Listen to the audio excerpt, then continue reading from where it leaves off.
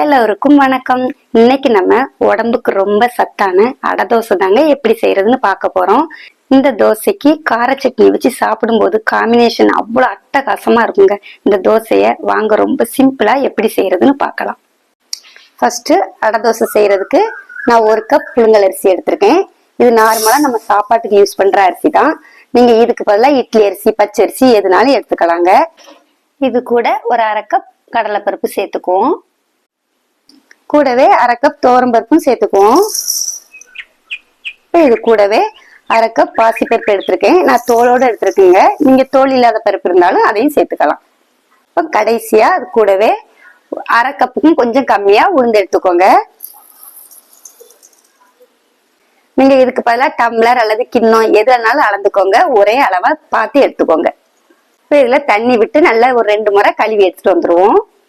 இந்த பருப்பு ஐட்டம் எல்லாத்தையுமே நல்லா கழுவி தண்ணியை வடிச்சு எடுத்துருக்கேங்க. இப்ப இது கூட ஒரு 6 வத்தல் சேர்த்திருக்கேன். நீங்க உங்க காரத்துக்கு தகுந்தவாறு சேர்த்துக்கோங்க. இப்ப இதுக்கு தேவையான தண்ணி சேர்த்து ஒரு 2 மணி நேரம் ஊற வச்சு எடுத்துக்குவோம்.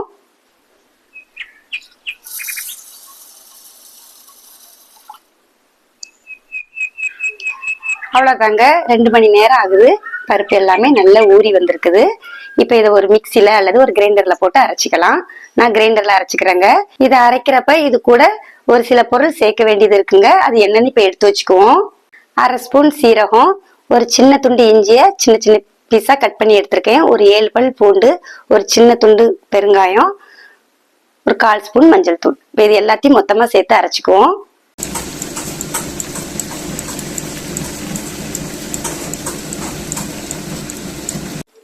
பாருங்க, மாவை அழகா அரைச்சி எடுத்தாச்சு. ரொம்ப நைஸா அரைக்காம கொஞ்சம் குறகுறன்னு அரைச்சி எடுத்துக்கோங்க. வாங்க இப்ப இந்த மாவு வச்சு தோசை செய்யலாம். ஃபர்ஸ்ட் தோசை செய்யறதுக்கு ஒரு கடாயை வச்சு அதுல 2 ஸ்பூன் எண்ணெய் ஊத்திருக்கேங்க. எண்ணெயுமே நல்லா சூடாயிருச்சு. அதுல ஒரு பெரிய சைஸ் வெங்காயத்தை கட் பண்ணிருக்கேன், அதை சேர்த்துக்குவோம்.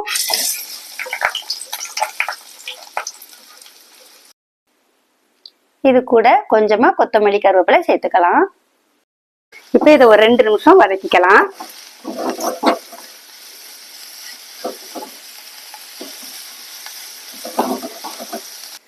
லைட்டா வதக்கினா போதுங்க. இப்ப இந்த வதக்கின வெங்காயத்தை மாவு கூட சேர்த்துக்குவோம்.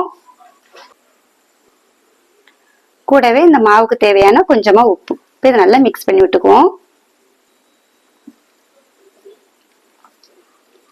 நீங்க வெங்காயத்தை வதக்காமலே டைரக்டா அப்படியே போடலாங்க. நான் வதக்கி போடும்போது இன்னுமே டேஸ்ட் நல்லா கூடுதலா இருக்கும்.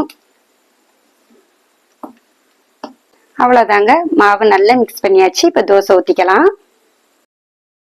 இப்போ ஒரு பேன் வச்சிருக்கேங்க, நல்லா சூடாயிருச்சு. இப்ப மாவை ஊத்திக்கலாம்.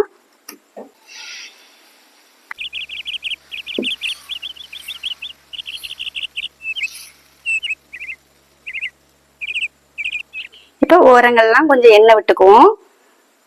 அடை தோசைக்கு கொஞ்சம் எண்ணெய் விட்டாதாங்க நல்ல டேஸ்டா இருக்கும். தோசை நல்லா வெந்துட்டுங்க. இப்ப இதை அப்படியே திருப்பி போட்டுக்குவோம். அடை தோசைக்கு மாவு அரைச்சதுமே சுடலாங்க. புளிக்க வைக்க வேண்டிய அவசியம் இல்ல. நீங்க அப்படி வைக்கிறதா இருந்தாக்க ஒரு 1/2 hour கழிச்சு கூட சுட்டு எடுக்கனாலும் எடுத்துக்கோங்க. அவ்வளவுதாங்க, 2 சைடு நல்லாவே வெந்துருச்சு. இப்ப தோசை எடுத்துக்கலாம்.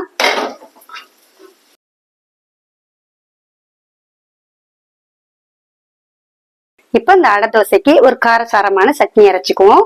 ஒரு 6 மிளகாய் வத்தல், ஒரு 4 பல் பூண்டு, ஒரு 2 சின்ன வெங்காயம், ஒரு சில் தேங்காவை சின்ன சின்னதா கட் பண்ணி வச்சிருக்கேங்க.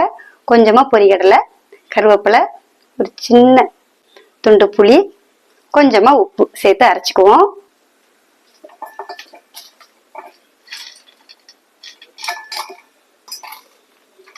இப்ப இது கூட கொஞ்சமா உப்பு சேர்த்துக்கிடும். இப்ப இதுக்கு தேவையான தண்ணி சேர்த்து அரைச்சி எடுத்துக்குவோம்.